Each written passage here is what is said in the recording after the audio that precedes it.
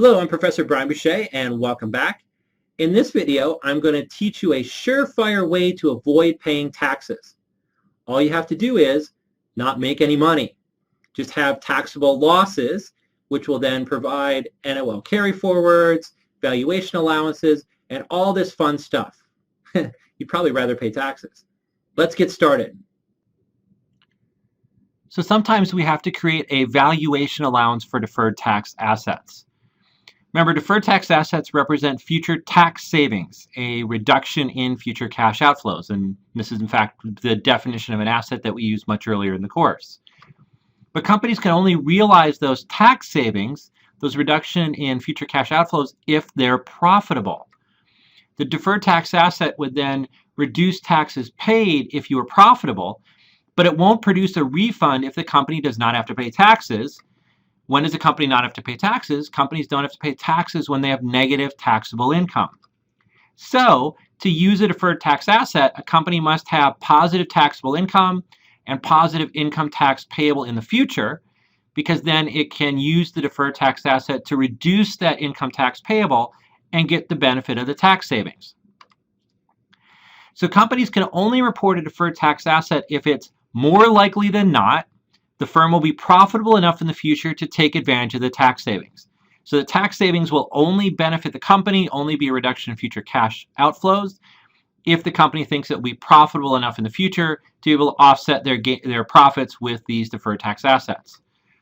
So if it is not more likely than not that a company will get to use these tax savings, they have to reduce the deferred tax asset using something called the valuation allowance. It's going to be a contra asset, and it's going to work just like allowance for doubtful accounts. And that's a good way to think about this, where in the case of receivables, we have accounts receivable is how much that we hope to collect. We reduce it by an allowance for doubtful accounts to how much we expect to collect, taking out the customers that we're not going to collect from. In this case, a deferred tax asset is how many tax savings we hope to collect. We subtract the valuation allowance, which are the ones that we don't think we'll get because we won't be profitable, and we're left with a net deferred tax asset, which will be how much tax savings we actually expect to collect in the future.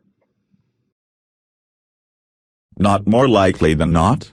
Here is a suggestion. Why not say greater than 50% or less than 50%? We can do without the double not sentences. I totally agree. I've always hated the phrase more likely than not, because then you have to say not more likely than not. Yeah, I mean, accountants just are not straightforward into these things. It's like when we had other than temporary instead of the word permanent. So I'm duty bound to use more likely than not, but you can think of it as greater than 50% or less than 50%. Now that we've introduced the subject of tax losses, it's probably a good time to talk about net operating losses, or NOLs. So net operating loss occurs in a year when taxable income is negative, so when you have a loss for tax purposes. Federal tax law in the U.S. allows taxpayers to use an NOL to offset the profits of prior and future years. Now, most countries in the world have similar laws with NOLs. The only thing that might differ is the number of periods that we're going to talk about. But pretty much every country has something similar in terms of allowing you to use net operating losses to offset profits in other years. So first, you can carry the NOL back 2 years and receive refunds for any income taxes that you've already paid. So let's say this year you have a $500,000 taxable loss. So you lose $500,000 for tax purposes. Let's say over the last 2 years, the prior 2 years, you had $100,000 of tax profits. What you can do is use part of those NOLs to get a refund on the taxes that you paid for that $100,000 the prior 2 years. So the IRS will send you a check to refund you for those prior taxes paid. Any loss remaining after the 2-year carryback can then be carried forward for up to 20 years to offset future taxable income. So in our example, we only used $100,000 of our $500,000 NOL. Now we have $400,000 of NOL that we can carry forward up to 20 years to offset future taxable income. That means that in the next 20 years, the first $400,000 of taxable income we earn will be tax-free, because we'll be able to use the NOL to zero out that income, and we won't have to pay taxes until we have more than $400,000 of taxable income in the future. We're going to create a deferred tax asset to represent the amount of tax savings due to these NOL carryforwards. What do you mean by carry a loss forward 20 years? I prefer to forget my losses and carry forward with my head held high. Now you are saying I have to carry a loss around with me for 2 decades. What a downer. Well, don't think of it as carrying around a loss for the next 20 years. Think about it as carrying around a get out of taxes free card, which allows you to get out of paying some taxes anytime in the next 20 years. That's a much happier thought. So let's take a look at an example of how these net operating loss carryforwards work, and we'll also bring in valuation allowances as part of the example as well. So in 2011, Knoll International Incorporated experienced an $80,000 net operating loss, so it had negative taxable income, in its U.S. subsidiary. And it had a $150,000 net operating loss in its Liechtenstein subsidiary. Knoll didn't pay any taxes in 2009 or 2010 in either jurisdiction, so it can't carry the loss back to get a refund. Knoll expects that it is more likely than not to be able to use the NOL carryforwards in 2014 in both countries, so that means we get to recognize a deferred tax asset. The U.S. tax rate is expected to be 35%, so the U.S.-related deferred tax asset will be $80,000 of NOL times 35% equals $28,000 of deferred tax assets. That $28,000 represents the expected tax savings in the future, because what will happen is the U.S. subsidiary will return to profitability. The first $80,000 of profits in the U.S. will be offset by the NOL, so we won't have to pay taxes on that $80,000, which will save us $28,000 in taxes. In Liechtenstein, the tax rate is expected to be 15%. The Liechtenstein deferred tax asset then will be $150,000, which is the amount of the NOL carryforwards, times the 15% tax rate equals $22,500. Again, the logic here is that the next $150,000 of taxable income in Liechtenstein will be offset by these NOL carryforwards, basically zeroed out, saving us $22,500 in taxes in the future. So the journal entry, and I will not put up the pause sign, I'll just do this with us together. We're going to debit a deferred tax asset for $50,500. So that's adding together the two deferred tax assets from the two countries. So that represents the future expected tax savings. And then we're going to credit income tax expense for $50,500. Why? Well, there's no cash involved, so we can't credit cash. It doesn't affect the income tax payable, what we owe the government now. So really the only place to recognize this is a negative expense, sort of an unexpected gain of having these losses, is that you're going to expect to have these future tax savings. Where is Liechtenstein? And do companies really have to keep track of this on a country-by-country basis? My brother Abhishek is a lawyer. I bet he could find a way to transfer the losses to another country so they wouldn't have to wait. Well, Liechtenstein is right next to Switzerland. Do you know where Switzerland is? Well, feel free to pause the video. You're on an electronic device and Google Liechtenstein and you can look at where it is. But anyway, Vina does raise a good point that there are potential ways to get out of this through creative tax lawyering and income shifting. I mean, there's restrictions on moving losses across jurisdictions. So if you have a loss in Liechtenstein, you can't use that loss to offset income in Sweden. But there are creative things that you can do to try to shift income from Sweden into Liechtenstein, or at least I've heard. But all of those things are beyond the scope of the course. In fact, forget I even talked about those things and just go back to trying to find Liechtenstein. Now let's bring in the valuation allowance piece.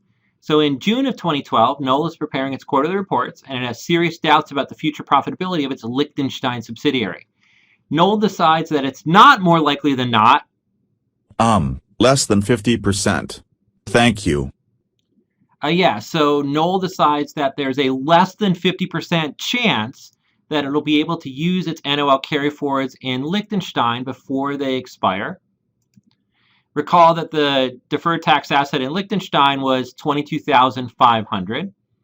So we have to create a valuation allowance to reflect the fact that we don't expect to be able to collect those tax savings.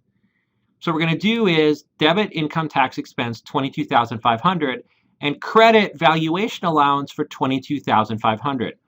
The valuation allowance is going to be a contra asset that offsets the deferred tax asset to bring it down to what we expect to get in tax savings. The analogy to this, again, is debit bad debt expense, credit allowance for doubtful accounts for situations where we don't expect to collect from customers. Here it's a situation where we don't expect to be able to collect from the tax authority because we won't have enough profits to be able to get the tax savings. So the way this will look in the footnotes is under the deferred tax asset section. There's going to be a deferred tax asset for NOL carryforwards of $50,500. This is how much we're entitled to collect in future tax savings. Then we're going to subtract the valuation allowance, which is how much we expect to not be able to collect, to get a net deferred tax asset number, which are the tax savings that we expect to be able to collect in the future. And again, it's completely analogous to gross accounts receivable, less allowance for doubtful accounts, gives you net accounts receivable. Same idea. I understand. So, a valuation allowance is a permanent write-off of the deferred tax asset. It has been used up as an expense now, correct? No, it is not a permanent write-down. If circumstances change and you think that you might be able to use those NOL carryforwards in Liechtenstein in the future, you can undo this entry. Reverse it, basically get rid of the expense, get rid of the valuation allowance, and restore the full value of the deferred tax asset to the balance sheet. Continuing on with the example, in December of 2012, Knoll is putting together its annual report, and now it's very optimistic about the future profitability of its Liechtenstein subsidiary. In fact, Knoll decides that it's now more likely than not, greater than 50%, that it will be able to use the NOL carryforwards in Liechtenstein by 2014. So what Knoll has to do now is undo the valuation allowance. They don't need it anymore. So the journal entry here is debit valuation allowance to get rid of the contra asset, to zero it out because we don't need it anymore. And to balance this out, we credit income tax expense, $22,500. Note that this journal entry will increase net income by $22,500.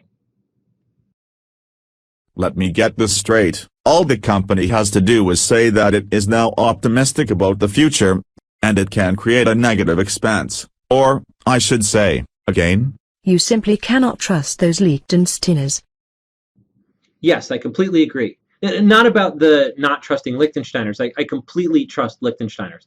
No, I agree that this is a journal entry that you want to keep an eye out for because there is a lot of potential for abuse.